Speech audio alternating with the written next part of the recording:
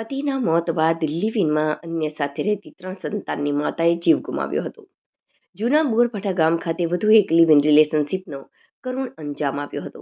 અન્ય સાથે સંબંધના વહેમ રોજ થતા ઝઘડા ગત રાત્રે ઝઘડો લોહિયાળ બન્યો હતો.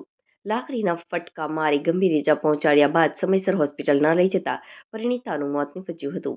પોલીસે ગણતરીના સમયમાં કહેવાતા એવા બીજા પતિ એવા આરોપી પ્રેમીની ધરપકડ કરી હતી.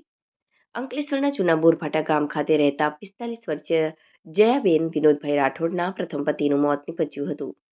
3 સંતાનની માતા ફળિયામાં જ રહેતા રામસિંહ ઉર્ફે રાયસિંહ વસાવા જોડે છેલ્લા કેટલાક વર્ષોથી લિવ ઇન રિલેશનશીપમાં રહેતા હતા. દરમિયાન રામસિંહ વસાવા અવારનવાર જયાબેન સાથે ચરિત્ર પર શંકા કરી ઝઘડા કરતો હતો. ગત રાત્રિના પણ બંને વચ્ચે પુનઃ ઝઘડા થતા રામસિંહ ઉર્ફે રાયસિંગે લાકડીના ફટકા મારીને જયાબેનને ગંભીર ઇજા પહોંચાડી લોહી લુહાણ કરી દીધી હતી. જે બાદ તે ત્યાંથી નીકળી ગયો હતો. જોકે લોહી લુહાણ હાલતમાં જયાબેનની સારવાર પણ ન કરાવી હતી, જેને લઈ વહેલી સવારે તેમનું મોત નીપજ્યું હતું.